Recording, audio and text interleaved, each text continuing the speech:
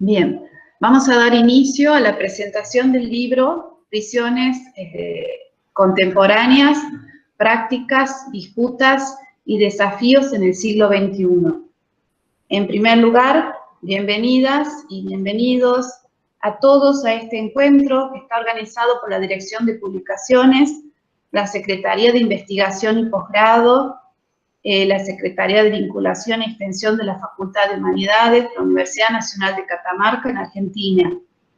Esta presentación forma parte del ciclo Presentaciones que lleva a cabo nuestra facultad.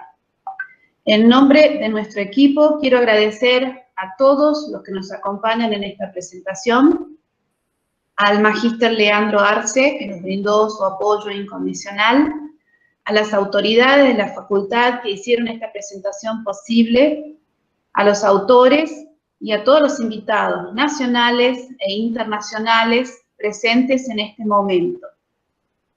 Y como resultado de más de 15 años de investigación, el intercambio de opiniones y posicionamiento en relación a la cárcel como ámbito de estudio, nuestro equipo ha generado la producción de trabajo interdisciplinario, interclaustro e interinstitucional.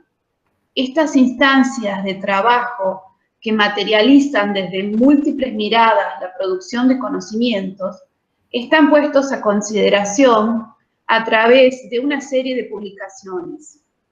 Por un lado, desde el año 2009 y hasta el 2018, 8 volúmenes del libro La vida en la cárcel, intercambios, exclusión y control social, con una perspectiva local. En el 2019, el libro Perspectivas y abordajes sobre prisiones, configuraciones, prácticas y discursos, también convocó a invitados de otras universidades públicas del país. El año 2020 cerró con nuestro libro número 10, nuestro 10º libro. La publicación del libro Prisiones contemporáneas, prácticas, disputas y desafíos en el siglo XXI es resultado de la iniciativa de integrantes del Grupo GISISCA, Grupo de Investigaciones sobre Cárceles y Sociedad en Catamarca, algunos de los cuales son además investigadoras e investigadores de la Universidad Nacional de Catamarca, de la Universidad Nacional de Rosario y del CONICET, de la Universidad Nacional del Centro de la Provincia de Buenos Aires, de la Universidad Federal do Rio Grande do Sul, de la Universidad Federal Fluminense de Brasil y de la Universidad de Padova, Italia. Los autores y autoras se vinculan a partir de la necesidad de compartir algunos resultados de investigaciones de carácter académico que examinan el dispositivo punitivo más importante de la sociedad contemporánea, la cárcel. A su vez, a dicha institución se la concibe como la expresión que sintetiza de la mejor manera los modos legitimados de castigar y es en donde, además, resulta posible reconocer la materialidad de las relaciones producidas o reguladas por el sistema carcelario ni alguna de sus extensiones más allá del espacio físico. Pero vamos a darle lugar a los autores para que cada uno de ellos pueda referirse a su artículo. El primero está a cargo del doctor Mario Arnoldo Alanís, quien es además docente de la Facultad de Humanidades y director del programa de la Universidad en la Cárcel. Es también el director del Grupo de Investigaciones sobre Cárceles y Sociedad. Todo tuyo, Mario. Bueno, hola a todas, a todos, buenas tardes a todas, a todos. Antes de empezar a hablar, no puedo dejar de señalar el enorme placer, la enorme alegría que implica para mí compartir este momento, esta instancia, no solo con quienes son parte del equipo que integro, sino también con colegas de universidades públicas de Argentina y también con investigadores de otras universidades de Latinoamérica, como es el caso de los y las colegas de Brasil. A ver, volviendo a la cárcel, ustedes saben, porque es algo sobre el cual ya se ha dicho mucho, expresa y representa el interés del Estado por establecer un mecanismo de control que implique, entre otras cosas, dar cuenta de una manera regulada y prever, digamos, el modo como las personas actuarán en determinado tiempo, en determinado espacio y en determinadas circunstancias. La cárcel también es el resultado del modo como la sociedad moderna o la sociedad contemporánea ha articulado y ha establecido un sistema de castigo para lo cual recurre a herramientas técnicas, a un conjunto de normas institucionales que no hacen otra cosa que, por un lado, consolidar el estatus de una institución, como dijo Ana, la más importante de castigo de las sociedades contemporáneas, y por otro lado hacer previsible, controlable, regulable el comportamiento de las personas. Algunas de las técnicas empleadas por el Estado para justamente establecer esta institución y darle previsibilidad al comportamiento tiene que ver justamente con el surgimiento, la fundación o el nacimiento de lo que se conoce como los ilegalismos. Y estos ilegalismos no son otra cosa que el modo como resulta cierta guerra táctica, cierta guerra política llevada a cabo por el Estado contra ciertas clases sociales que buscan esencialmente, de un modo indisimulable, podríamos decir, darle significado al comportamiento, consolidarlo, digamos, como una práctica social previsible, tal cual dije, y a su vez establecer y determinar qué es lo que no se va a tolerar, qué es lo que no se va a permitir, qué es lo que se va a castigar. Muy bien, la cárcel es justamente la expresión de la consideración, del tratamiento y del modo como desde la perspectiva del Estado es analizado, es regulado y es castigado, digamos, el comportamiento. En ese sentido, la cárcel sería la expresión, la personificación de un conjunto de recursos analíticos que, por un lado, permiten instalar la capacidad, o dar cuenta, en todo caso, de la capacidad o de la enorme capacidad regulatoria que tiene el Estado, y a su vez también expresar el modo como cierta situación de dominio político, y podríamos decir militar, se instala, se establece y da origen a un conjunto de regulaciones. Pero claro, la cárcel a su vez se constituye como un espacio fértil, como un espacio de relaciones, como un espacio de fenómenos, que dan cuenta a su vez también de un tipo de encierro que, si bien es cierto, tiene enormes o formidables características regulatorias, no puede impedir el surgimiento de un conjunto de fenómenos detenidos y a las detenidas como protagonistas y que están esencialmente orientadas a recuperar posibles formas de solidaridad, posibles formas de cooperación, posibles formas de resistencia e incluso posibles formas de lesión de ese dispositivo jurídico y penal que es la cárcel. Esto es lo que dice mi artículo. Invito a todas y a todos a leerlo. Y habiéndose cumplido el tiempo, te agradezco, Ana, la presentación.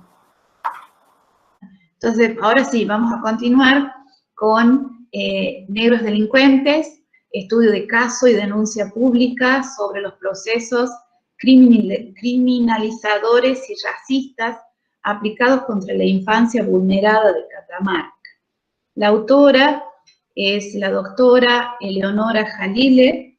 Ella es investigadora postdoctoral del Instituto de Investigaciones Sociológicas Gino Germani, pertenece al programa de estancias postdoctorales de la Facultad de Ciencias Sociales de la UBA, también es investigadora del GICISCA. Te escuchamos, Ele. Buenas tardes, gracias Ana por la presentación. Quisiera comenzar rogando que me ande bien el internet y luego contándoles que en el equipo yo llevo adelante la investigación científica y empírica sobre asuntos de la infancia. En este artículo en particular, intitulado, como bien dijiste, Negros Delincuentes, se abordan especialmente los procesos jurídicos y las prácticas institucionales desplegados sobre la infancia vulnerada de Catamarca. Su base teórica es la sociología jurídica y el enfoque crítico de los derechos humanos. A partir de la aplicación de metodologías de investigación cualitativa y cuantitativa descriptiva, se pone en evidencia el componente selectivo del sistema penal juvenil catamarqueño. Se echa luz de esta manera sobre el proceso criminalizador de la infancia vulnerada a través del despliegue de un aparato institucional que persigue al niño por lo que se cree que es y no por lo que hizo. En el análisis, en este artículo, se profundiza buscando las bases culturales de esa criminalización. Se observa entonces una operación discriminatoria interseccional que construye a ese sujeto punible. De esta manera, la producción de la categoría niño infractor se asienta sobre una idea racista que la esencializa y la dota de condiciones ontológicas inmutables para segregarla de la categoría universal de infancia. He aquí justamente la operación racista, distanciada de aspectos biológicos y asentada en múltiples condicionantes socioculturales, como lo son el lugar de residencia, la clase social, el género, la disidencia cultural, la productividad. Esta producción de nuevos segregados genera lo que en el lenguaje nativo del campo de investigación se denomina como los negros, lo que supone, entre otras cosas, una predisposición a cometer delitos. Desde allí se construye la representación social que asocia pobreza con delincuencia, reproducida constantemente por operadores del sistema punitivo como jueces, defensores, instituciones de protección de la infancia. Diremos aquí, en este artículo, que ese entendimiento de la criminalidad esconde una operación racista que impide la emancipación de la infancia vulnerada de Catamarca. Este artículo científico que propongo en el libro es esencialmente político y nutre las prácticas de la asociación civil Demos. Desde ya, bueno, agradezco su interés y espero se sientan invitados a leer el artículo en su completitud. Muchas gracias.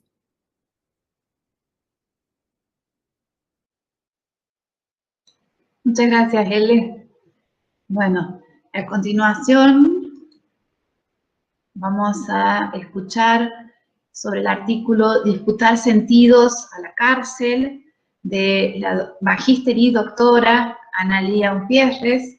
Ella es profesora de la Facultad de Ciencias Sociales en la UNICEN, es coordinadora de los programas de educación en contextos de encierro en FACSO y UNICEN y Universidad en la Cárcel de la Secretaría de Extensión de la UNICEN. También es directora del proyecto PIO CECAT.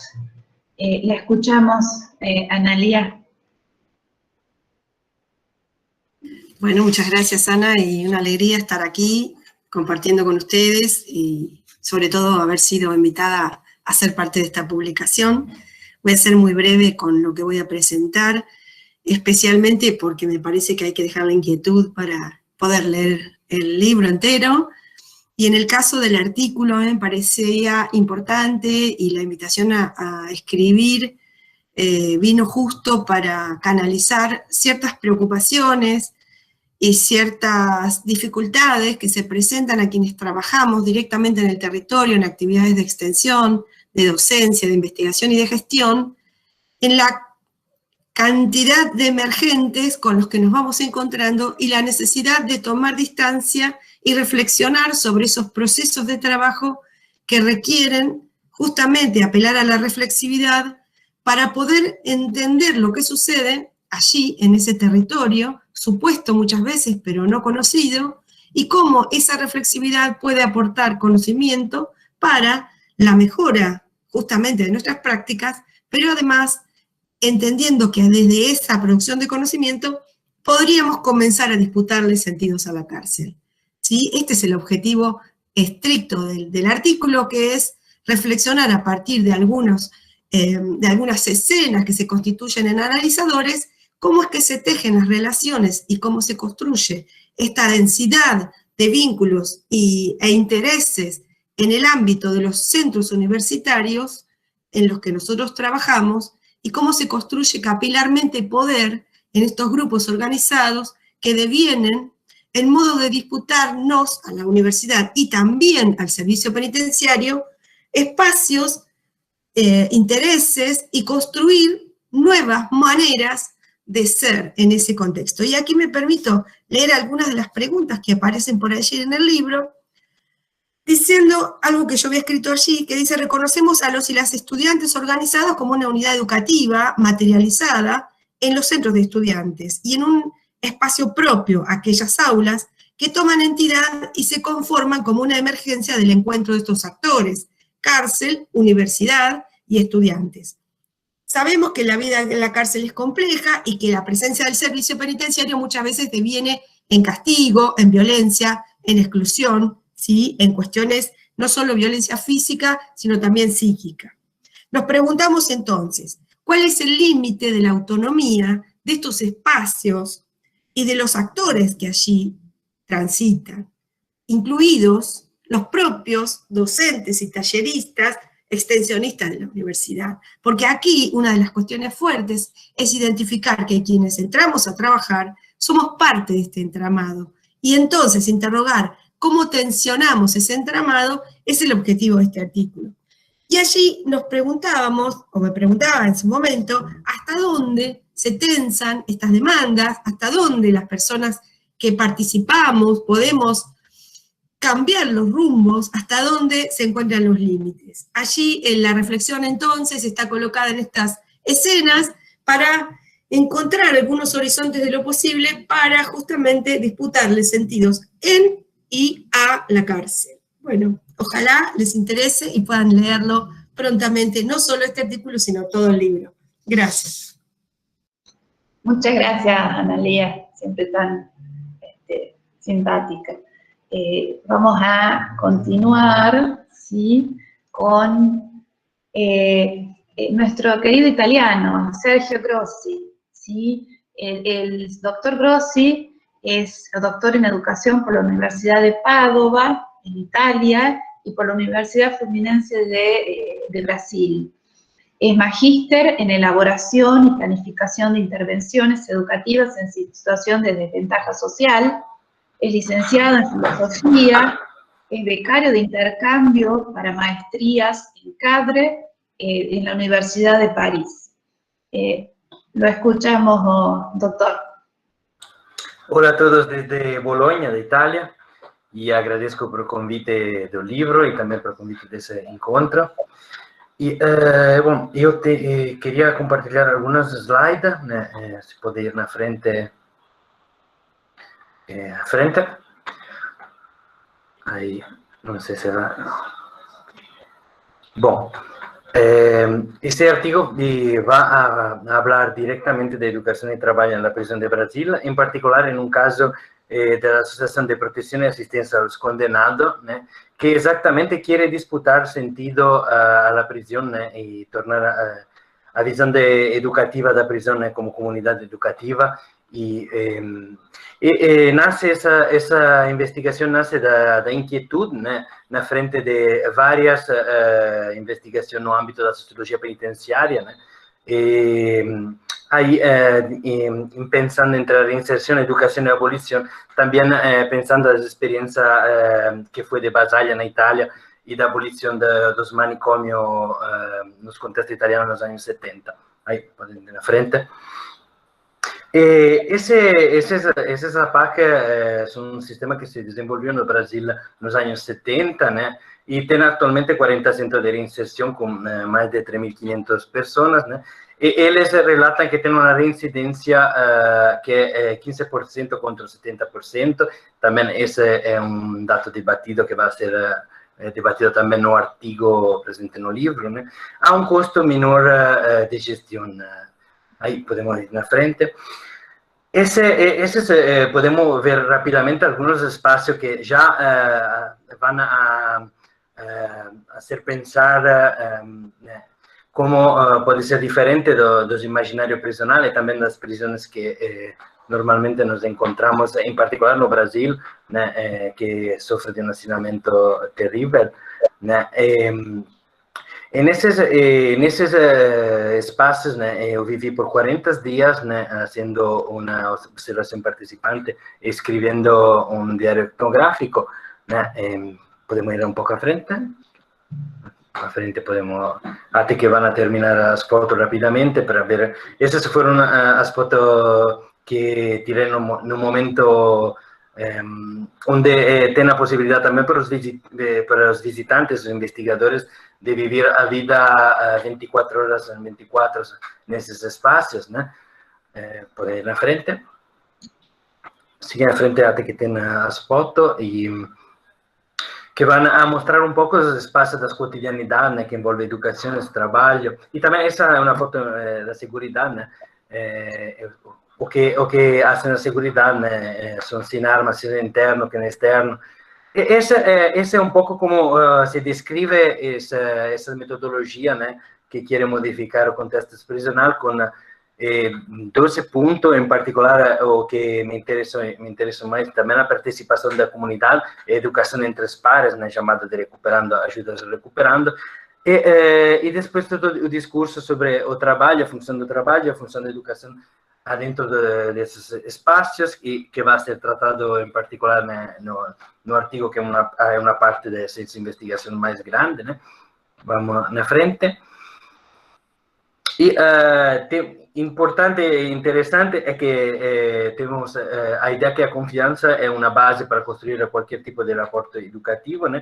Y tenemos adentro de esa proyectualidad, tenemos personas que tienen una condena muy larga, también de más de 30 años de prisión, ¿no? Podemos ir a la frente.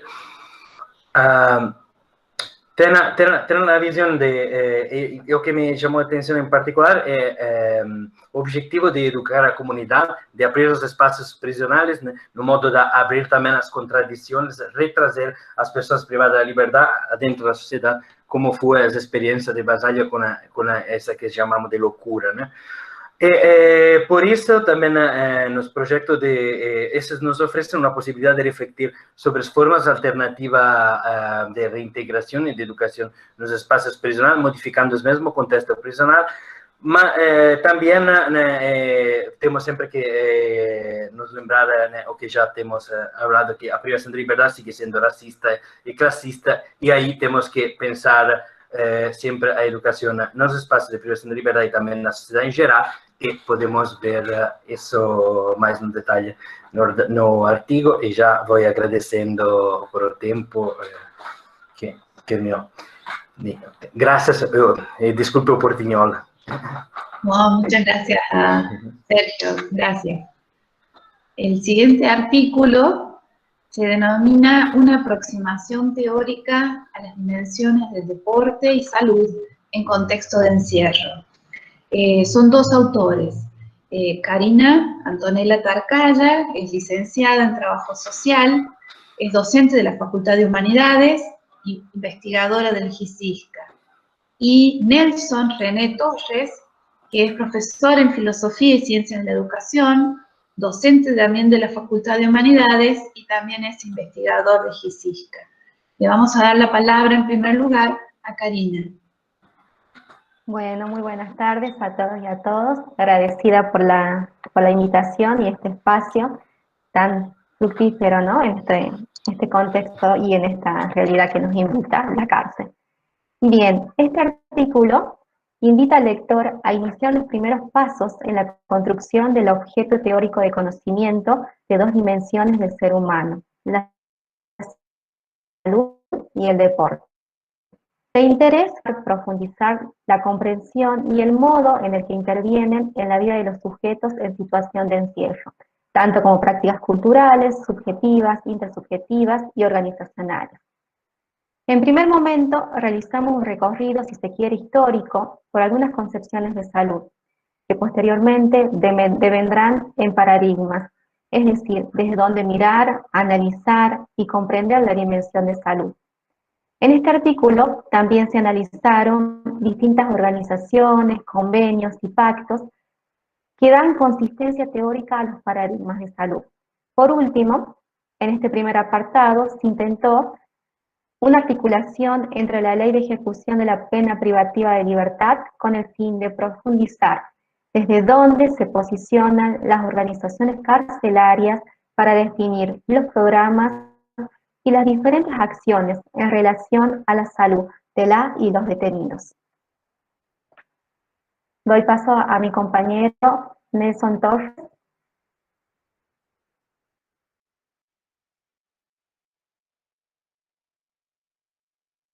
El micrófono, Nelson. Ahí está. Bien, decía, aportando a lo que señalaba mi compañera de nuestro artículo, respecto de la dimensión del deporte, el mismo es visto a partir de una perspectiva sociológica, considerando sobre todo los aportes de Elías y Dunning, quienes señalan que el deporte se constituye como un campo de considerable importancia social que requiere no solo teorización, sino también investigación sociológica. A partir de sus aportes y mediante un análisis de la génesis del deporte, se evidenciarán las implicancias sociales que éste posee y su impacto en la conformación de las subjetividades. Posteriormente, y de modo aproximativo, digamos siendo uno de los primeros trabajos que realizamos sobre la temática, se aborda la relevancia que puede tener la investigación del deporte en las prisiones, ya que hay un limitado conocimiento sobre el ejercicio físico y el deporte dentro de la vida carcelaria, que es abordada por algunos autores como García, pero que también, digamos, señalan esto, la ausencia de un buen caudal de conocimiento sobre la temática. Y finalmente se analizan algunas actividades deportivas organizadas en algunas instituciones penitenciarias de nuestro país, sobre todo de las penitenciarías de Tucumán, que le dan, digamos, un arduo tratamiento y tienen programas regulados, digamos, sobre el deporte que justamente son de gran importancia para estos lugares. También se analizan algunas entrevistas realizadas a los reclusos que participan de esas actividades para acercarnos a la comprensión de algunos significados atribuidos por los propios actores a las actividades deportivas, para comprender, digamos, en la amplia complejidad cómo opera esta dimensión dentro de las instituciones penitenciarias. No voy a hablar mucho de las conclusiones porque justamente la idea es que puedan leer el artículo y puedan encontrar, digamos, como un tema de interés en estas cuestiones. Muchas gracias por su tiempo y por su atención y, bueno, esperamos que sea de agrado el artículo. Gracias, Nelson. Vamos a dar paso al artículo Miradas en torno al sujeto de aprendizaje y el proceso educativo en la unidad penal número 1 de Catamarca. La autora es Ivonne Marianela Massa. Ella es estudiante del profesorado de Ciencias de la Educación de la Facultad de Humanidades UNCA y también es investigadora del GICISCA con una beca SIM. Te escuchamos, Ivonne. Bueno, buenas tardes a todos. Bueno, como ya me presentó la profe de mi artículo, el nombre de mi artículo, bueno, principalmente mi artículo parte desde la sistematización de algunas experiencias que tuve en cuanto a yo como estudiante avanzada en el programa La Facultad de Humanidades en la Cárcel, a cargo del doctor Mario Alanís, que dicho programa tiene como propósito garantizar el derecho a la educación a todas las personas privadas de su libertad para promover el desarrollo pleno y su formación integral. El interés principal de mi artículo es que pretende aportar desde la dimensión pedagógica a la elaboración de un saber que exponga lo que sucede con el conocimiento, su transmisión y apropiación en las instituciones educativas, en espacios situados, que en este caso la cárcel. En particular, pongo énfasis en las prácticas preprofesionales y en los modos de aprender de los sujetos que lo habitan, en relación con las condiciones subjetivas y de orden material para acceder al conocimiento. Si bien es importante abordar los discursos que atraviesa la práctica educativa en el contexto de encierro, Para ello es esencial ejercer una práctica pedagógica que dé lugar a la palabra y a la voz de los sujetos pedagógicos, sin negar su historia de vida o su trayectoria biográfica, considerándola como punto de partida para que sea productora de su realidad. También desde una dimensión, si se quiere, social, puedo entender que las prácticas educativas contribuyen a modo posible a construir sentidos y favorecer la relación de los sujetos con el mundo. Tomo como importante y resalto como importante las prácticas pedagógicas porque posibilitan el desarrollo y concreación de derecho humano a la educación y además que invita a la reflexión sobre esta práctica social como superadora y no como un beneficio para el estudiante en contexto de privación de libertad. Este espacio para mí abre, lo tomo como que abre para ellos la posibilidad de desnaturalizar su autopercepción, como así también las representaciones en torno a la cárcel y les permite proyectarse en torno a un nuevo camino posible. Bueno, esta es, digamos, la presentación en cuanto a mi artículo, se basa sobre todo, como dije, a la importancia que tienen las prácticas pedagógicas en contexto de privación de libertad. Espero, bueno, los invito a que puedan leer el libro y espero que sea de su interés. Muchas gracias. Muchas gracias, Ivonne. Muchas gracias. Vamos a continuar con... me gustaría que la autora lo lea, porque seguramente en portugués lo voy a leer mal, el título. Este artículo tiene dos autores. Uno, el primer autor que tengo acá referenciado es Leonardo Fernández Julião, perdón, tiene tres autores. Leonardo es doctor en Ciencias Sociales, docente del Instituto de Educación Angra dos Reis y el programa de posgrado de la Educación de la Universidad Federal Fluminense, coordinador del Grupo de Trabajo y Estudios sobre Políticas de Restricción y Privación de Libertad de la Universidad Federal Fluminense, vicecoordinador de los Centros de Estudios y Documentación de Educación de Jóvenes y Adultos de la Universidad Federal Fluminense y joven cientista de nuestro Estado de Fundación de Apoyo de la Investigación del Estado de Río de Janeiro. La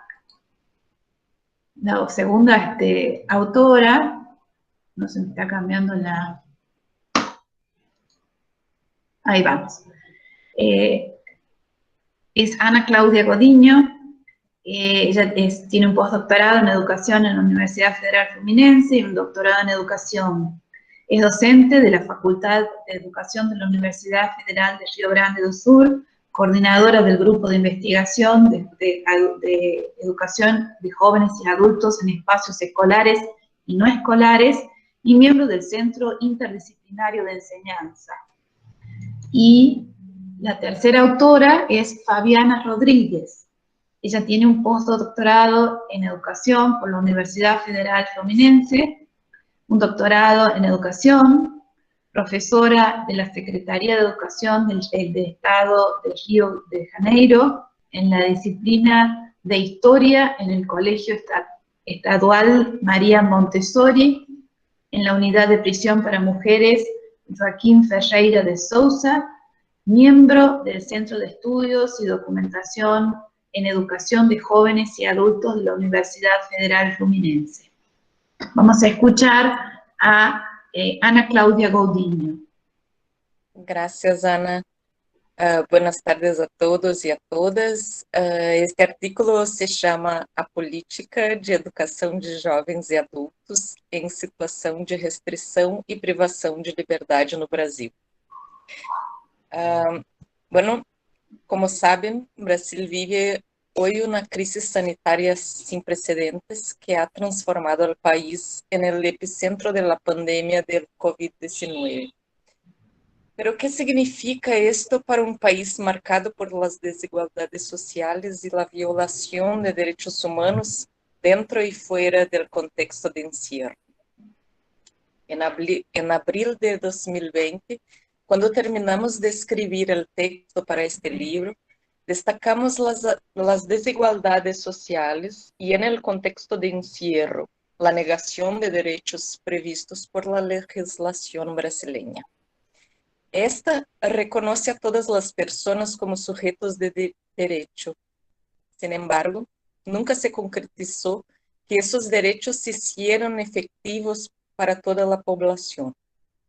En esas condiciones, la educación pública y en especial la educación en contexto de privación de libertad ha venido sufriendo un desmantelamiento inimaginable para un país signatario de la Declaración Universal de los Derechos Humanos. Ya desde aquel momento, el sistema carcelario se encontraba en franco deterioro, como escribimos en el fragmento que paso a leer. Con una población carcelaria superior a 720.000 individuos, distribuidos en más de 1.500 unidades carcelarias por todo el territorio nacional, en 2016 pasó a ser lamentablemente la tercera mayor población carcelaria del mundo. En los últimos 10 años, ha habido un aumento de 80% en el número de individuos detenidos en el país, y el déficit de plazas en la tasa de ocupación alcanzó un 200%. Las personas privadas de libertad son más del 90% hombres, en general jóvenes, negros y con baja escolaridad. En nuestro texto presentamos datos sobre las propuestas de políticas de educación en situación de privación de libertad en Brasil y analizamos documentos legales y normativos producidos en el ámbito estatal o provincial. Este análisis nos llevó a concluir que no existe una política nacional de ejecución penal homogénea que caracterice el país. Desde la conclusión de este texto, lo que ha sucedido en Brasil en relación a garantía de derechos a educación es muy grave.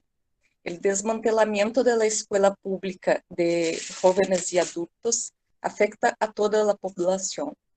Escuelas de educación de jóvenes y adultos han sido cerradas dentro y fuera de las prisiones.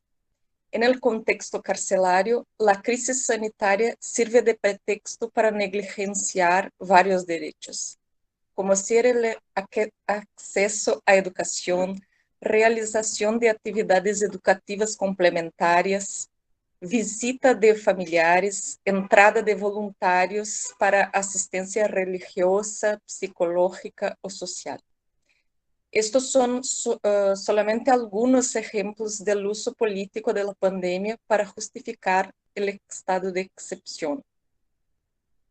Este momento no inspira esperanza, y lo único que queda es resistir al neoliberalismo que se articula con el conservadorismo social y al desmantelamiento de la educación de jóvenes y adultos, inclusive en contextos de privación de libertad.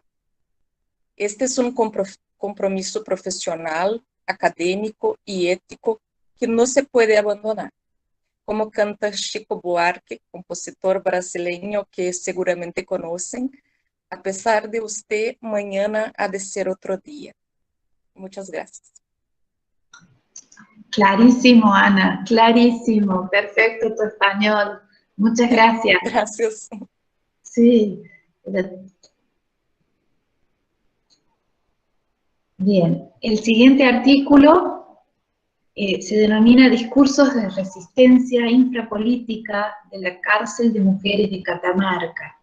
Son 3 autoras.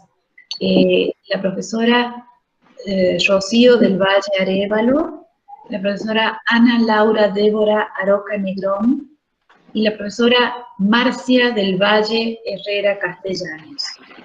Todas las profesoras también son investigadoras de GICIC.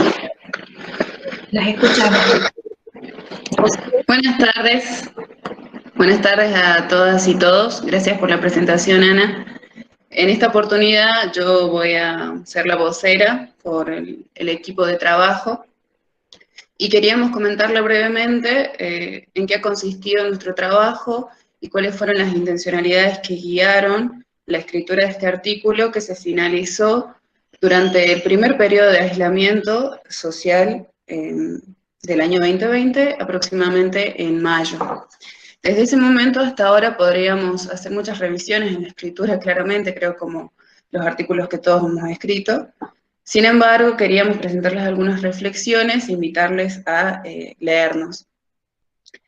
En primer lugar, cuando nos propusimos, cuando fuimos invitadas a escribir para ser parte de este libro, pensamos en que queríamos vehiculizar los resultados de un ejercicio de análisis teórico.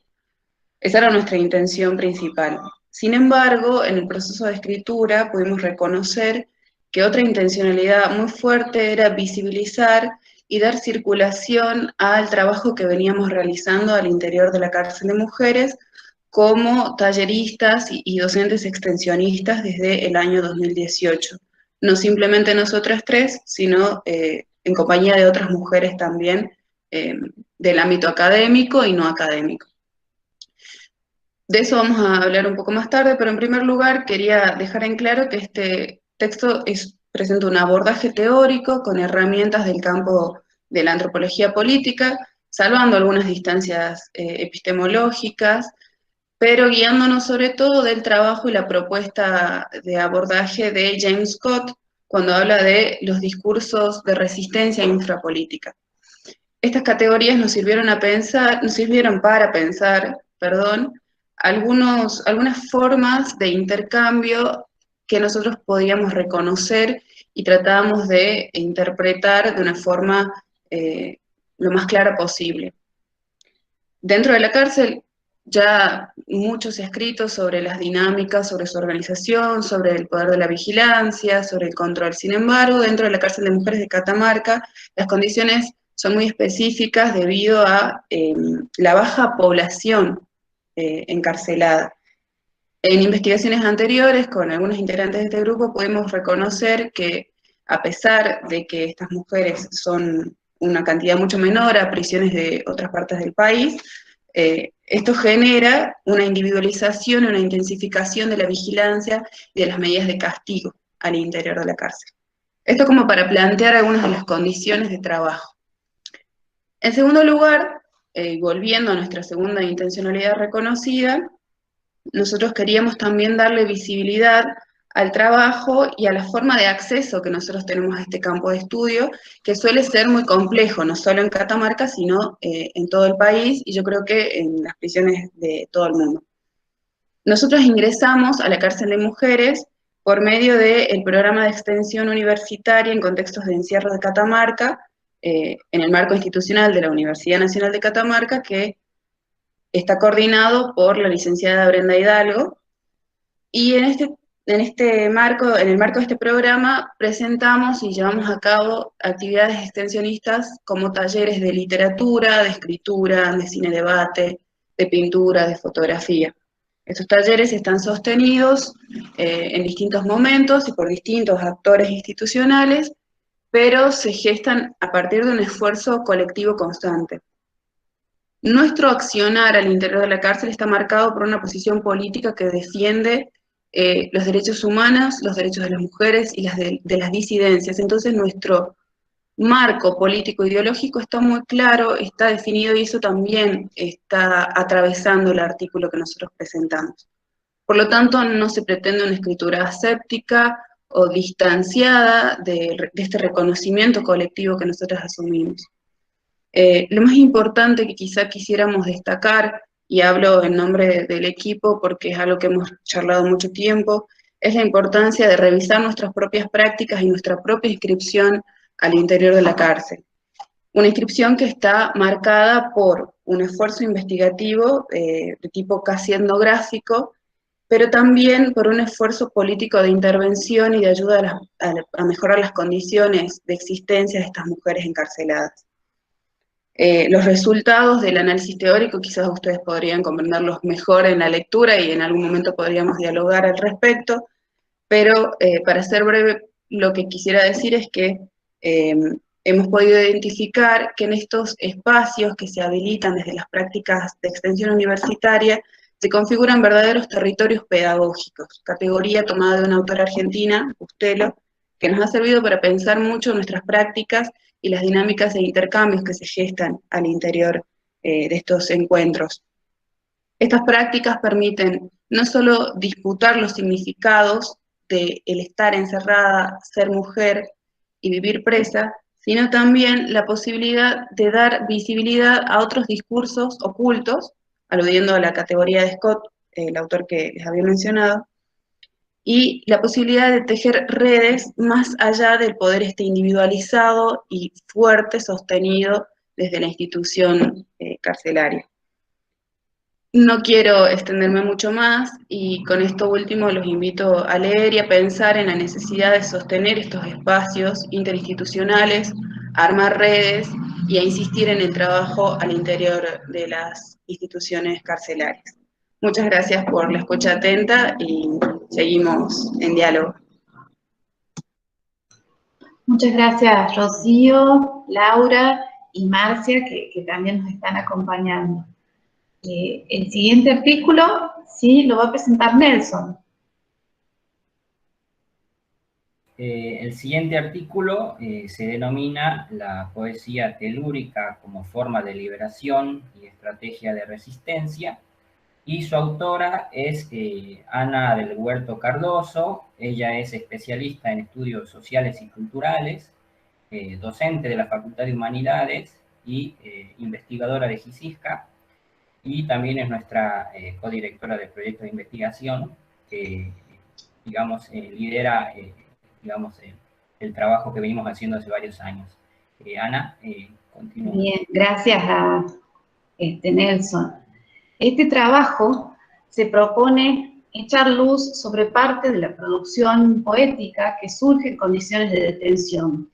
Para poder hacer una aproximación al tema, se tuvo en cuenta la experiencia de profesionales en contacto con presos que escriben poesía, docentes, talleristas, editores e investigadores.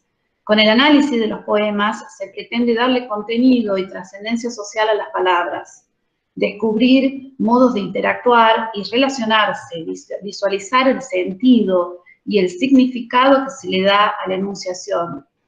Por eso, este análisis toma en cuenta tanto las distintas formas de expresión escrita del detenido como sus percepciones e interpretaciones del mundo carcelario y del orden social.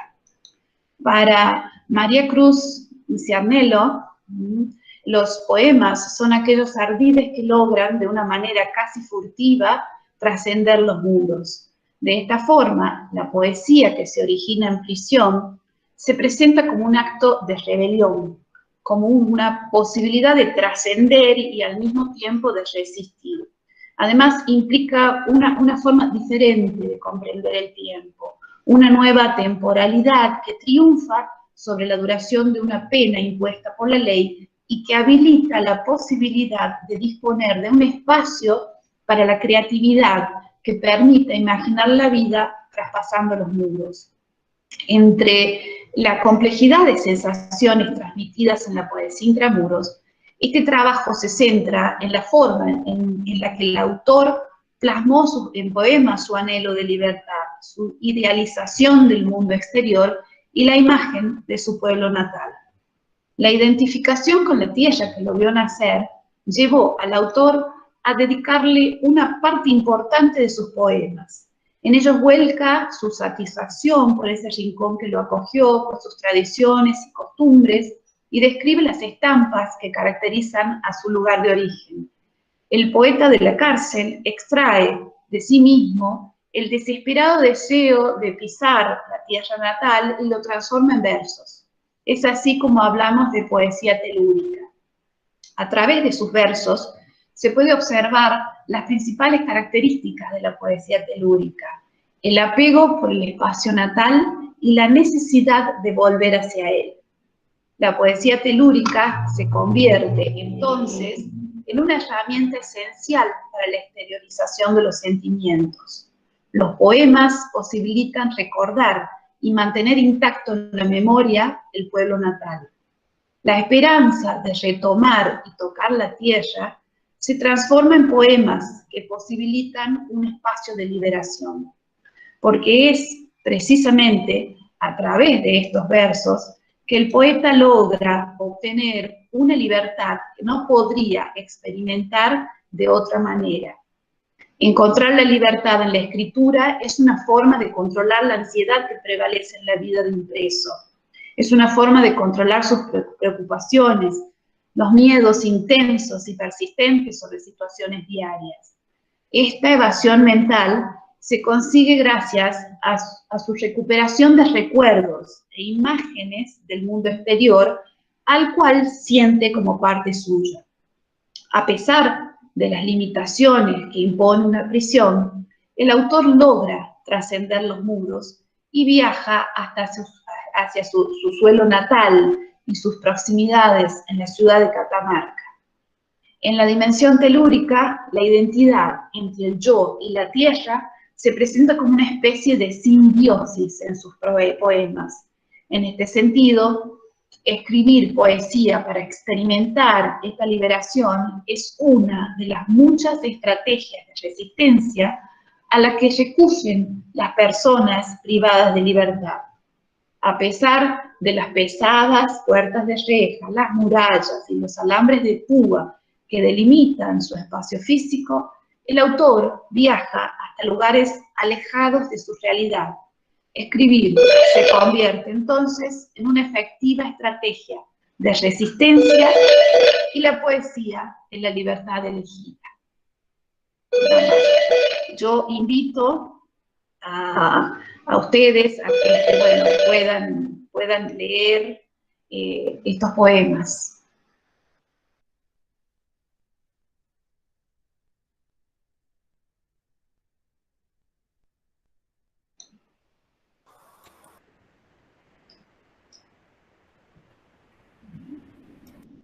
Hola. Te escuchamos, Ana. Ay, se me trabó todo acá. Habla, te escuchamos. Tiene apagado el micrófono, profe. Sí. ¿Tenés apagado el micrófono, Ana? No. Ahora sí. Ahí sí, ahí ya está encendido. Ahí sí. Sí. Se trabó esto. ¿Me escuchan? Sí. Bien, gracias. No los veo porque tengo en negro la pantalla, pero sé que están ahí. El último de nuestro artículo es Derechos Educativos y Culturales en Contexto de Encierro, la integralidad universitaria como práctica política. Tiene dos autores, el doctor Mauricio Manchado, el que es doctor en Comunicación Social de la Universidad de la UNR, de la Universidad Nacional de Rosario, docente de la Facultad de Ciencias Políticas, también está a cargo de la Dirección Socioeducativa en Contextos de Encierro del área de Derechos Humanos de la Universidad Nacional de Rosario, es integrante del colectivo cultural de talleristas en contexto de encierro, la MEMBA del Sur, y es investigador adjunto del CONICET. Tengo que volver atrás.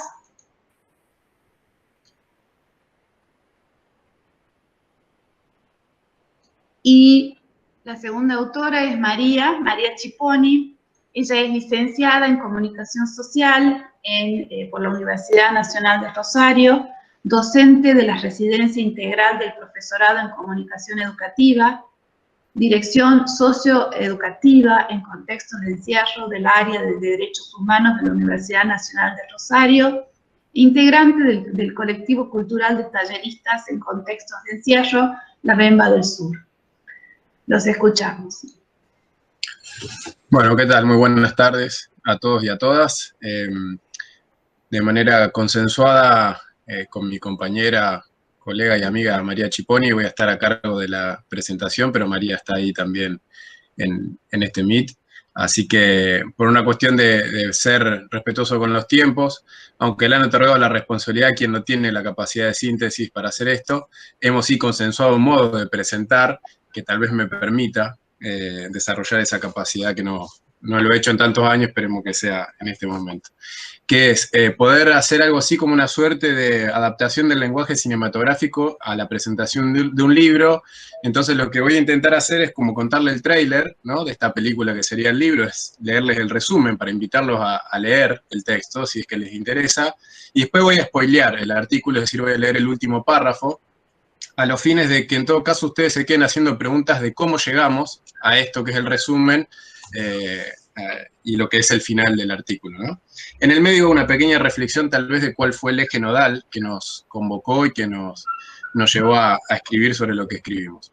Esto, luego de agradecer claramente y en primer lugar a los compañeros del GICISCA y a los compañeros y compañeras de la Universidad de Catamarca por la invitación a escribir, y segundo, a lamentar que esto no esté sucediendo efectivamente en Catamarca, no solo por la imposibilidad de conocer esa bella provincia, sino por la imposibilidad de encontrarnos con colegas y amigos que admiramos y amigas que admiramos mucho, que participan de este libro para poder abrazarnos y todas estas cosas que nos vienen haciendo falta hace por lo menos un año. Entonces, para responder o para ser, digamos, fiel a lo que les propuse recién, contarles que el artículo que escribimos con María propone esbozar algunas reflexiones a partir de las trayectorias de investigación, las estrategias de gestión e inscripción institucionales y las experiencias de intervención que vienen realizándose desde hace más de 12 años en las cárceles del sur de la provincia de Santa Fe. Primero desde un colectivo militante y luego en el marco de la universidad pública. Desde el despliegue de prácticas socioeducativas que contemplan, entre otras acciones, el desarrollo de talleres culturales y dispositivos de acompañamiento socioeducativos para la inserción en la educación superior de personas privadas de su libertad, intentaremos reflexionar sobre los límites institucionales, tanto de la prisión como de la universidad, en relación con los sentidos que adquieren los programas universitarios en prisiones y en cómo la integralidad puede ser concebida como una práctica política para intervenir en contextos de encierro. La propuesta es entonces desplegar preguntas sobre qué entendemos por integralidad, cómo se entrama con una perspectiva de los derechos y cuáles son los trazos y enfoques de una práctica micropolítica que pretende generar movimientos en el cotidiano de dos instituciones modernas como la prisión y la universidad. Y antes de spoilearles el final, que es el último párrafo del artículo, decirles que de alguna manera lo que intentamos con María es hacer un ejercicio que Eribon clasifica como introspección sociológica, que es casi un oxímoron, ¿no? Que es tratar de mirar hacia nuestras propias prácticas para poder entenderla en esta integralidad, ¿no? En esta red donde confluye la investigación, la docencia, la extensión y la intervención, y hacerle preguntas no solo a la cárcel, que tal vez suele ser lo más sencillo, porque es la más fácil de criticar de todas estas instituciones, porque hace todo mal a la vista de todos, es bastante sencillo en general, sino también hacer una crítica hacia nuestra propia universidad, ¿no? ¿De qué hablamos cuando hablamos de una universidad que debe trascender también su sentido más elitista? ¿De qué hablamos cuando hablamos de una universidad que debe ser popular? ¿De qué hablamos de una universidad que tiene que alcanzar a aquellos sectores a los que nunca ha alcanzado, a los que nunca ha incluido, de alguna manera? Entonces el desarrollo del texto trata de correr esas preguntas o de desandar esos interrogantes. Entonces, spoileando ya el final del artículo, esto sería algo así como una de esas respuestas posibles en torno a la integralidad, ¿no?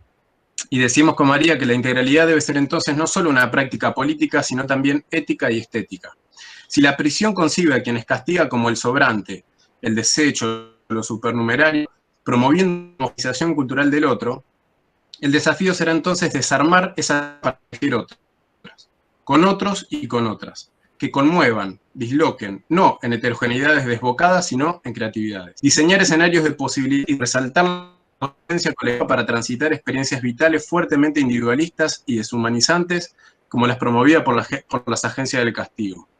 Por tanto, este artículo no pretende arrojar conclusiones cerradas, sino solo poner en diálogo experiencias, reflexiones y proyecciones de un campo que nunca debe caer en la trampa de la quietud prisional ni en las conveniencias o comodidades institucionales. Incomodar debe ser entonces una dimensión esencial de las prácticas universitarias que conciben a los derechos humanos no como contenido, sino como perspectiva, y la integralidad como una dimensión constitutiva de su hacer y decir cotidiano. Mestizar, incomodar e implosionar los límites ineludibles para seguir pensando y pensándonos en el diseño e implementación de las prácticas educativas y culturales en las prisiones contemporáneas. Hasta acá creo que me he limitado al tiempo disponible y nuevamente agradecer a todos y a todas por la invitación. Muchas gracias, doctor Manchado.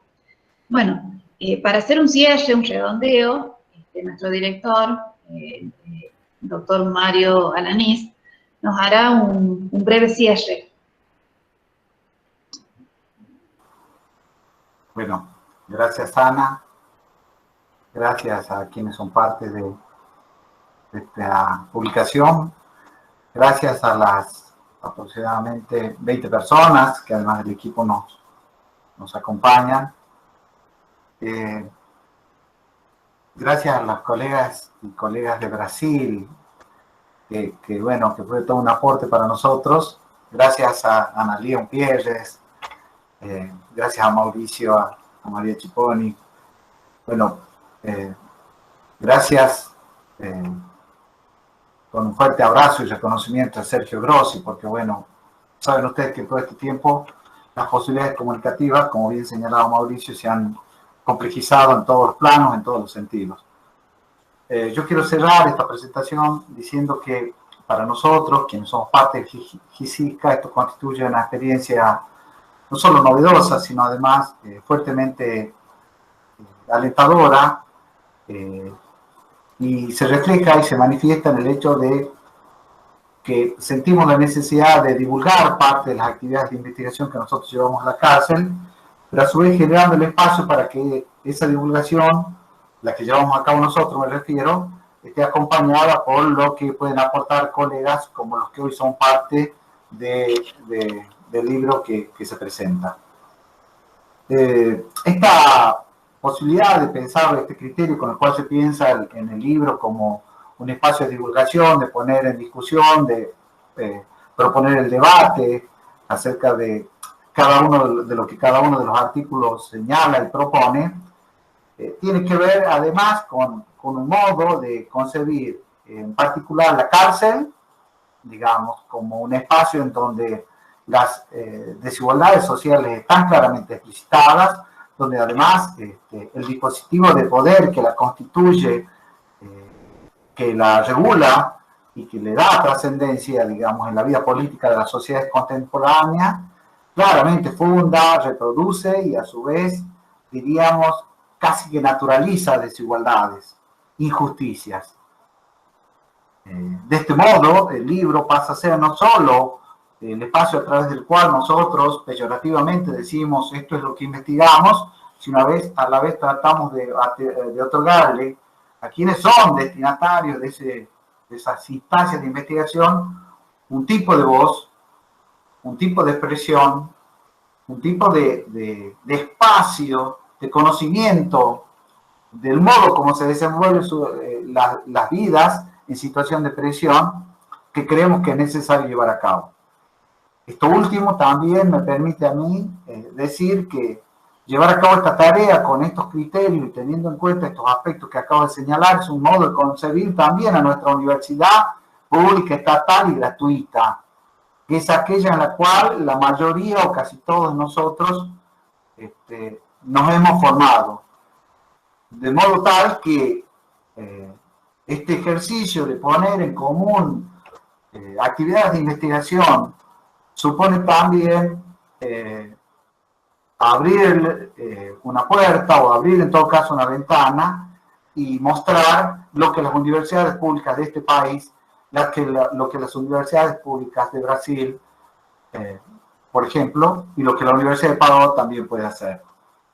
Porque en última instancia, asignarle la posibilidad de que se exprese del modo que nosotros arbitrariamente lo determinamos, porque es en última instancia lo que constituye un artículo, también supone pensar en un compromiso ético y político con aquellos y aquellas que están privados de libertad.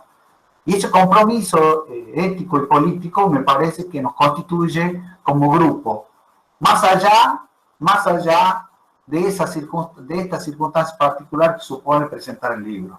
Ese compromiso ético y político también supone decir que la universidad, en cualquiera de las formas que ésta se presente, digo, me refiero a las iniciativas, lo que busca es, como bien lo señaló Mauricio en el artículo que tiene con María, como también lo señaló Ana en su artículo, supone también aproximar a la universidad a un espacio sobre el cual se habla muy poco, sobre el cual se dice mucho, pero se sabe poco en general. Pero que a su vez es expresión de todas las voces condenatorias, de todas las tendencias criminalizantes y todas aquellas, de todos aquellos lineamientos políticos que contribuyen a darle al negro, al pobre, al delincuente, ninguna otra vida que no sea la del castigo que la cárcel misma representa. Esto, de poner en evidencia todo esto que señalo, creo que, además de constituirnos nosotros como grupo El GICISCA, nos constituye a nosotros como actores y actrices, digamos, del sistema universitario público, gratuito, que es en última instancia el que lleva a cabo estos experimentos, a veces en condiciones de soledad, a veces en condiciones digamos, de pobreza material, digo, porque quiero señalar a quienes nos escuchan y que no son parte de la publicación, este libro es el resultado, por lo que el costo de la publicación, de la edición de este libro, tiene que ver con aportes que la Secretaría de Ciencia y Tecnología de la Universidad Nacional de Catamarca hizo, pero a su vez también con el aporte que cada uno de nosotros debía hacer para que las tareas de impresión pudieran llevarse a cabo de manera definitiva. Y esto habla a su vez también de otra forma de compromiso que asumimos como docentes y como investigadores. Por todo eso, no me puedo decir más que me siento complacido de haber compartido este espacio y de haber, digamos, sentido, haber receptado la propuesta del sí que tanto Mauricio como María, como Analía, como Sergio, como Leonardo, como Ana y como la compañera también de Ana Godiño, nos dijeron cuando los convocamos a escribir o a ser parte de esta experiencia. Nada más, gracias, creo. Muchas gracias a todos, gracias por acompañarnos y un aplauso y felicitaciones para todos los autores. Bueno, acto seguido, hasta aquí concluimos con la presentación del libro y acto seguido, bueno, quedamos abiertos a responder las posibles preguntas que quieran formular.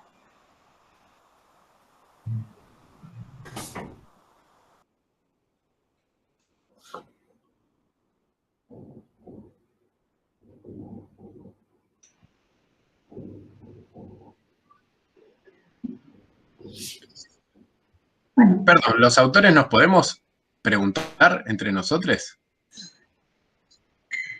¿O no? Supongo que sí, Mauricio. Está permitido. Bueno. Digo, no, porque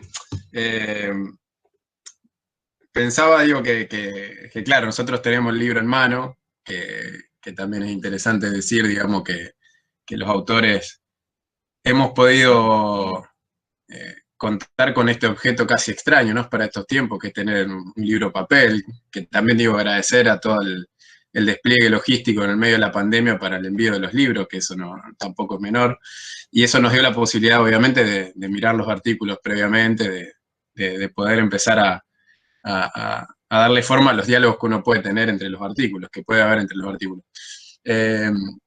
Y bueno, no, para generar algún tipo de diálogo posible, tal vez que sea anticipatorio a lo que los que están escuchando puedan ir a leer, pensaba en algunas preguntas para los colegas de Italia y de Brasil, sobre todo porque con los otros colegas nos encontramos más seguido.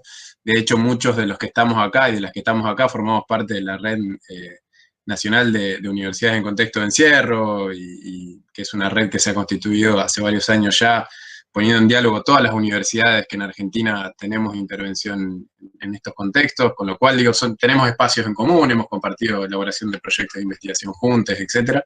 Entonces, quería aprovechar la circunstancia breve, tal vez. Ya fui más largo de lo que... toda mi introducción para hacer una pregunta fue más largo que la presentación que hice, creo.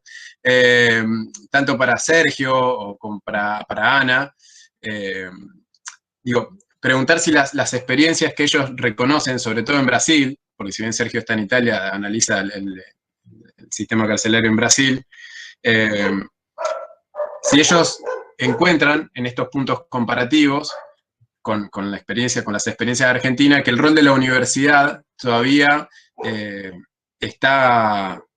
tiene cierta distancia, ¿no? Con lo que con lo que escuchan de las experiencias en Argentina. Preguntarles si es así o si es más bien una apreciación que uno tiene, también porque el sistema educativo en Brasil es distinto que en Argentina, respecto del acceso, ¿no?, a la universidad en muchas ocasiones.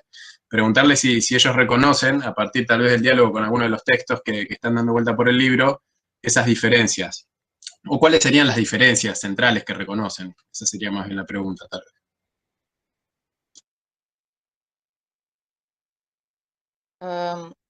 Sergio. Puede hablar sobre Brasil, Ana. ¿Puedo comenzar? Sí, vai. Bueno, leer en español es más fácil que hablar de improviso, entonces el portuñol ahora adentra la conversación con toda su fuerza. Bueno, las experiencias de Brasil cerca de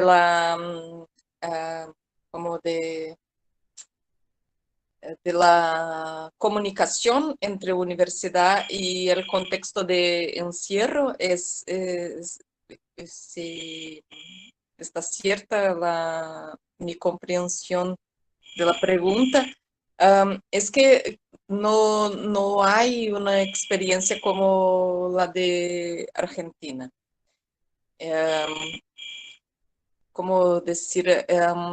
Tenemos algunas experiencias de extensión universitaria y estas experiencias son puntuales, ¿no? Hay algunas universidades públicas que hacen algún trabajo de extensión y nada más.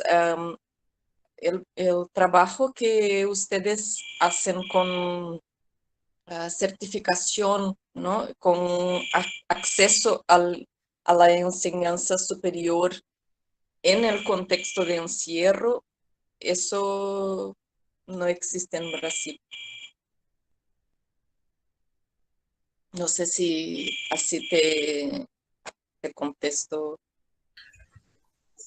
Sí, Ana, gracias. Yo un poco la pregunta la instalaba en función de una última sugerencia a los oyentes o quienes están en la presentación del libro, que me parece que todo el libro recorre de alguna manera también estas preguntas que nos hacemos desde las distintas universidades que intervenimos en contexto de encierro, de distintas dimensiones, ¿no? Desde espacios culturales, diálogo, talleres, ¿no? Sí. La inserción en la educación superior y me parece, claro, exacto. Sí. Entonces digo, sí, la pregunta apuntaba un poco a seguir invitando a los oyentes a que encontrar un poco ese trabajo que hace varios años vienen construyendo en estos contextos, y está buenísimo cuando está en diálogo también con otras experiencias como la de Brasil, para poder también, ¿no?, poner en la balanza potenciales dificultades. Sé que el libro también permite leer eso, ¿no?, entre líneas. Sí. Cortó el sonido de tu... No, sí. No, decía eso, digo, simplemente tuyo, eso, porque también pensaba... Es que, sí. Sí. No, porque también pensaba en Sergio, digo, sobre Zapax, y digo, qué importante reflexionar, insisto, sobre el rol de la universidad y sobre las prácticas, las intervenciones que realizan, etcétera, porque los PACs justamente vienen desde otro lugar, ¿no?, a pensar la educación, alguna propuesta de educación que intente mover algo dentro, ¿no?, de ese contexto carcelario brasileño, que en realidad tiene más una raigambre religiosa, ¿no, Sergio? Claro. Digo, es interesante cómo se ponen en diálogo en todos los artículos estas distintas acciones de ¿no? La educación vas generando como intervenciones como en capas, en distintas experiencias carcelarias. Claro, bueno, en el contexto italiano también tenemos intervención de universidad en los presidios, ¿no? Pero yo creo que visité con Analia también, pienso que está más avanzada en Argentina, con certeza, tiene una historia más grande, pero también está teniendo un debate, está teniendo una construcción de unas políticas universitarias en prisiones en Italia actualmente. Ahora, sobre las APAC, yo vengo reflexionando también cómo la sociedad civil puede asumir una gestión directa pensando a una proyectualidad educativa individualizada para cada persona que se encuentra privada de libertad. Desde mi experiencia personal, porque yo transité en diferentes cooperativas y fundaciones sociales que trabalham no específico, por exemplo, com os refugiados, né? Aí tem várias cooperativas que têm distintos valores fundantes, né? E que vão a fazer uma recepção dos refugiados de forma distinta, baseada na própria singular história, né? Eu trabalhei em particular uma cooperativa que tem uma história desde a Associação Cultural do Partido Comunista Italiano, né? E aí, por exemplo, né, a gente podia construir diferentes intervenções, como, por exemplo, nas comunidades de recepção das comunidades LGBT refugiadas, né? Desde ali, eu vou pensando como é que se podem sumar às APAC outros agentes que podem ser também as universidades, que assumem diretamente a tarefa educativa, né, que a privação de liberdade deveria ter na teoria, mas a gente sabe que não tem na prática, né? Ali, a Eva Dream, meu sonho é que verdadeiramente seja possível uma assunção direta das universidades de projetualidade educativa extensa junto com a sociedade civil, com as militâncias, né, com as cooperativas sociais que se construem no terceiro setor, né, no modo de repensar em conjunto, de chegar a lo que Angela David, né, habla da construção de uma constelação das alternativas para ir na frente no problema que representa a prisão na sociedade contemporânea, né? Isso é um pouco o que vou pensando e reflexionando, né, nos últimos anos. Bien, muchas gracias Mauricio, Ana Claudia y Sergio. ¿Alguien más quiere hacer alguna pregunta? Me gustaría hacer una pregunta, no sé si me pueden escuchar bien, ¿sí? Sí, te escuchamos bien, Gustavo. Oh, gracias. Yo soy profesor de psicología en São Paulo, Brasil, y estoy aquí por invitación de Sergio, entonces gracias por la invitación. Ha sido un placer escucharles. Y me gustaría preguntar a Sergio dos cosas sobre APACs. Una, si conoces otras experiencias en Brasil que son como APACs, en términos de que una asociación administra toda una prisión. Es radical en términos de que no es un programa en una prisión, es una administración total de una prisión. Me gustaría saber si conoces otras experiencias. La otra cuestión es si conoces si hay confrontación entre las APACs y el crimen organizado en Brasil, especialmente PCC, que es una organización increíblemente grande en Brasil y es muy poderosa, y no sé, no estoy seguro si hay confrontaciones o si hay, bueno, conflictos entre APACs y PCC, porque cuando estudiaba las APACs, PCC era una organización, bueno, no tan grande. Entonces, me gustaría saber esto. Y a Ana Cardoso me encantó la idea de estudiar la poesía telúrica en presos y me gustaría preguntar lo siguiente. A mí me parece que la prisión desarraiga a las personas. Entonces, sería como saca a las personas de su tierra, pero me parece que las personas, cuando se van al crimen en Brasil, por lo menos, probablemente se encontraban desarraigadas ya. Entonces, ya eran personas desarraigadas que ingresan en la vida criminal. Y me pareció muy interesante la idea de escribir poesía sobre su tierra en personas que me parecen muy desarraigadas. Entonces, me gustaría saber qué piensas, si son personas desarraigadas, si la poesía telúrica es como si fuera un rescate en forma de fantasía de una relación, o si no, si es la tentativa de restablecer un vínculo que se había establecido y que de alguna forma se rompió. Sería esto. Gracias. Bien, Gustavo. En realidad, en mi experiencia, yo me dedico a rescatar poemas de detenidos en el penal de varones que me resultan muy interesantes. Ellos no forman parte de un taller específicamente donde aprenden a hacer poemas, a hacer escritos de distintos tipos. Estos son poemas rescatados, o sea, son totalmente hechos por presos que sienten la necesidad de expresar su condición a través de poemas, a través de, en realidad, de distintos escritos, ¿no? En esta oportunidad yo me estoy dedicando a analizar los poemas y encontré una gran cantidad de poemas que hablan sobre justamente el pueblo natal, la tierra de origen, esos lugares que formaron parte alguna vez de una vida que no fue criminal, que no estuvo ligada al delito. Y se nota a través de los poemas, porque hay poemas que realmente son muy lindos. Yo había hecho una slide para poner, pero desviaba mucho la atención. Entonces, bueno, la quité porque o me escuchaban o leían, no se podía todo, ¿no? Y son realmente poemas muy bien hechos, son muy bonitos incluso para escuchar, las rimas que tienen, y el sentimiento ese que realmente suena extraño, que alguien quiera tanto a su tierra y esté permanentemente recordando y queriendo volver a ella. Es por eso como que yo los he clasificado en lo que se conoce como poesía telúrica y que tiene que ver con este arraigo a la tierra de origen y no a los movimientos sísmicos que tenemos permanentemente acá en Catamarca.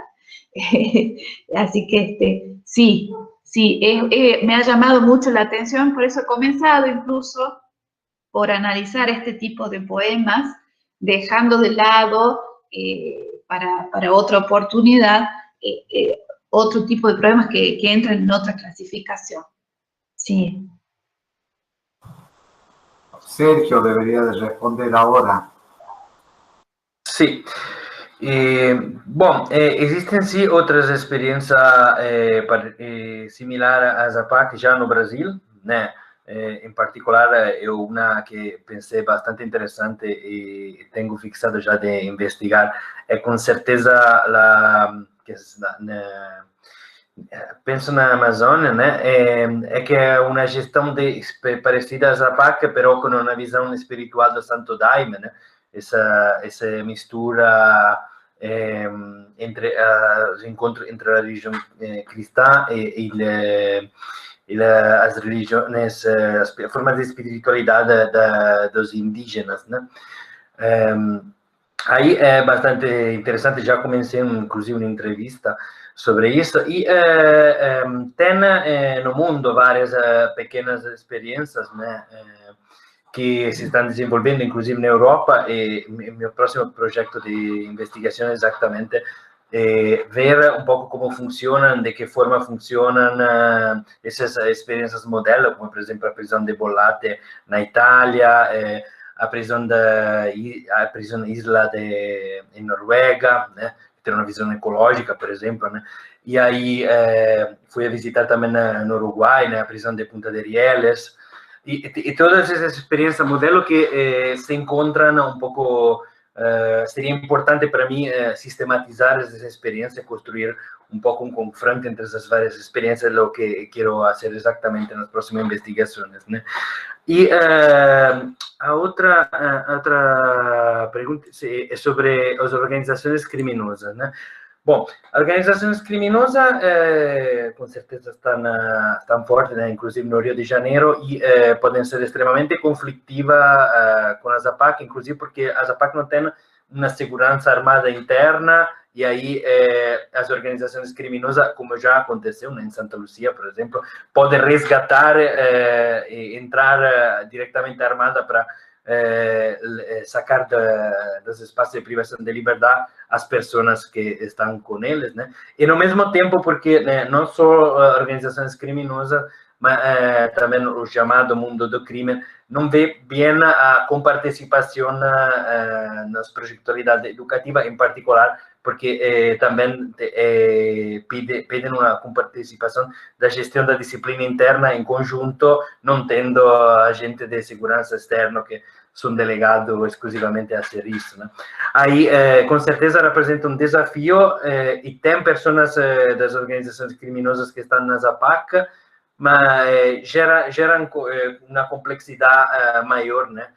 E isso também por exemplo, um dos motivos porque é tão difícil e ainda não tem, por exemplo, no Rio de Janeiro, uma estrutura nas APAC, né? Tendo várias organizações criminosas extremamente conflitiva e violenta entre eles, né? Com inclusive lutas violentas entre as facciones diferentes, né? Sí, yo quisiera agregar algo, Gustavo, si me permites. Nosotros, como dijo Ana, llevamos bastante tiempo en la cárcel y hacemos trabajo de campo interno. De hecho, ingresamos, algunos de nosotros ingresan a los pabellones, o ingresamos a los pabellones, y por lo menos para mí, digamos, la presencia de delitos vinculados al narcotráfico no solo que revolucionó la cárcel, sino que además cambió estructural y morfológicamente la misma. La cambió. Incluso eso se da, se expresa, digamos, en el modo como se posicionan ciertos tipos de pabellones en alianzas con otros y cómo a su vez habitantes típicos, tradicionales y que, digamos, contribuyeron a producir y generar lo que nosotros conocemos como los códigos carcelarios, ese tipo de actores, bueno, por lo menos en el último tiempo de la prisión, están encerrados. ¿Qué quiere decir esto?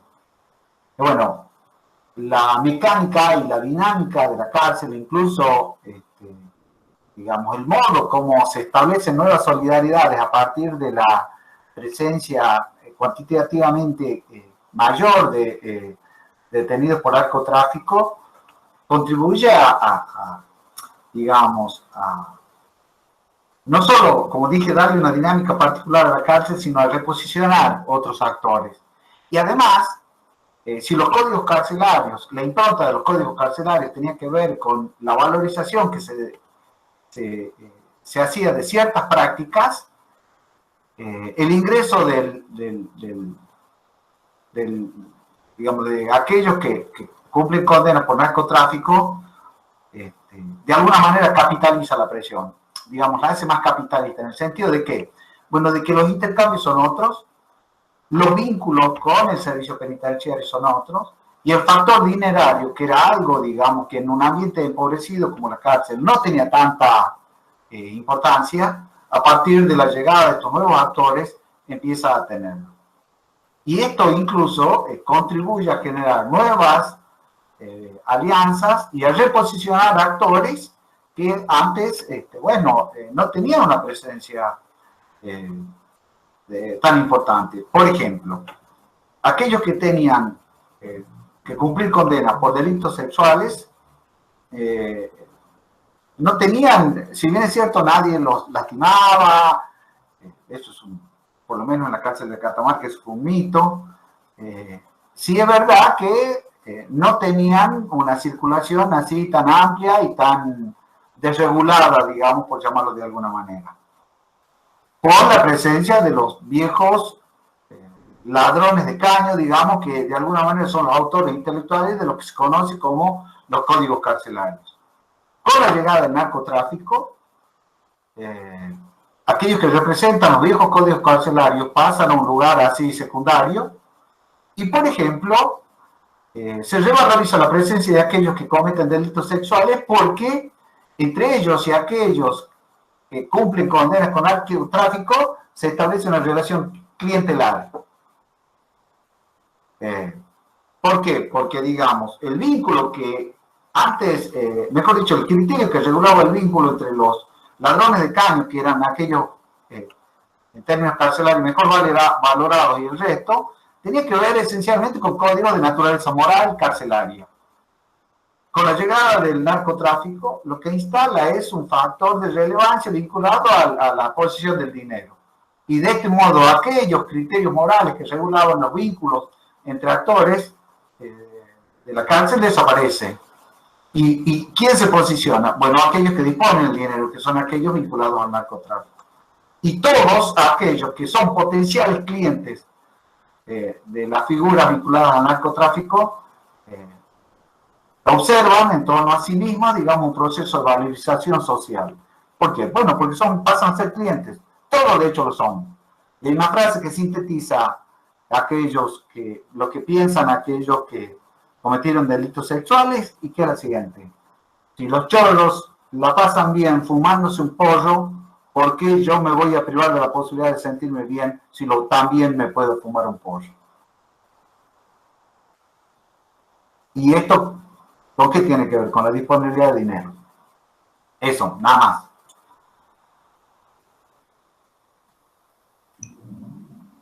Bien, muchas gracias, Mario, por tu aporte.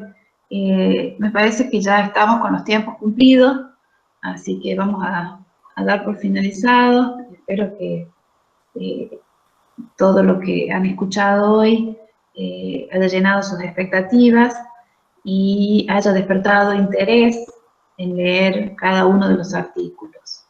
Les agradecemos a todos los autores por estar aquí y a todos los invitados nacionales e internacionales que nos han acompañado. Muchas gracias. Aprovechamos que pudo volver Leandro. Le damos nuevamente las gracias por este espacio y los saludamos a todos desde acá, desde Catamarca. Ani, Un abrazo. Bueno, me cortó justo, pero quería, bueno, en nombre de la facultad, de las autoridades que no pudieron estar, felicitar a todo el equipo, a todos los colegas y las colegas que participan de esta publicación y que se hayan dado el tiempo de regalarnos esta presentación que atraviesa desde distintos puntos de mira esta problemática. Ya me tocó hacer la presentación de otras publicaciones del equipo. Me parece que es una materia bastante fructífera y saludo el hecho de que puedan organizarse en redes y poder intercambiar lo que producen dentro de los proyectos. Lo felicito a todos y a todas por esa tarea y les agradezco que, como decía, nos hayan regalado este momento y sus palabras. Y bueno, queda a disposición de todos los que hayan participado ahora y los que puedan hacerlo. Esto va a quedar rudimentariamente editado en la página de la facultad, así que después, si quieren, pueden también compartir el enlace para que otras personas que no pudieron conectarse lo hagan, puedan ver y compartir este momento. Así que felicitaciones a todos y a todas y muchas gracias. Muchas gracias, Leandro. Gracias, Leandro. Gracias. A todos y todas. Buenas noches.